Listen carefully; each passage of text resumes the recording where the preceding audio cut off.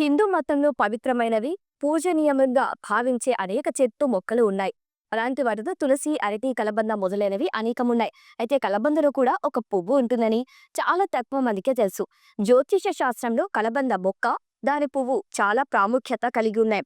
కలబంద పూలు పూస్తే అది దేనికి సంకేతమో తప్పకుండా తెలుసుకోవాలి. కలబంద పువ్వులు అనుకూలమైన వాతావరణ పరిస్థితుల్లో మాత్రమే వికసిస్తాయి.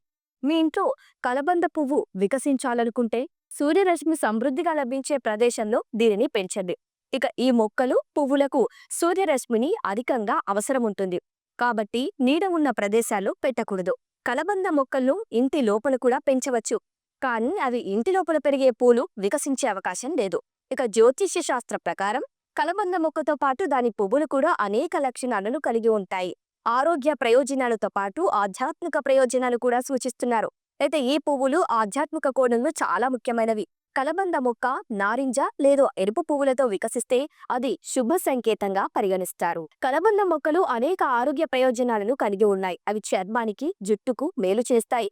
కలబంద జెల్తో యాంటీ ఆక్సిడెంట్ పుష్కలంగా లభిస్తాయి. ఇక మధుమేహం, జీర్ణ సంబంధిత సమస్యలతో సహా అనేక వ్యాధుల చికిత్సకు ఔషధంగా ఉపయోగిస్తారు. కలబంద పువ్వులను మూలికా కషాయాలను తయారు చేయటానికి కూడా ఉపయోగిస్తారు. ఇక కలబంద పువ్వు సంపదను ఆకర్షించే సామర్థ్యాన్ని కలిగి ఉంటుందని నిపుణులు చెబుతున్నారు. దీని వలన కుటుంబంలో ఆనందం, శ్రేయస్సు ఉంటాయి. కుటుంబ సభ్యులను ప్రేమ నిండి ఉంటుంది. కలబంద పువ్వు ఎవరి ఇంట్లో అయితే పెరుగుతుందో ఆ ఇంట్లోని వారి ఆర్థిక సమస్యలు పరిష్కారం అవుతాయి. ఎందుకంటే ఈ పువ్వు సంపదను ఆకర్షించే బలమైన సామర్థ్యాన్ని కలిగి ఉంటుంది. కనుక ప్రతి కలబంద మొక్క పూలు పుయ్యదు, కానీ కలబంద మొక్కలు బాగా సంరక్షించినప్పుడు మాత్రమే పుష్పిస్తాయి. ఆర్థిక లాభాల కోసం కలబంద పువ్వులను ఎర్రటి వస్త్రంలో చుట్టి మీ పూజా మందిరం లేదంటే మీరు డబ్బు దాచుకున్న చోట ఉంచండి. దీని వలన మీ ఆర్థిక పరిస్థితి మెరుగుపడుతుంది.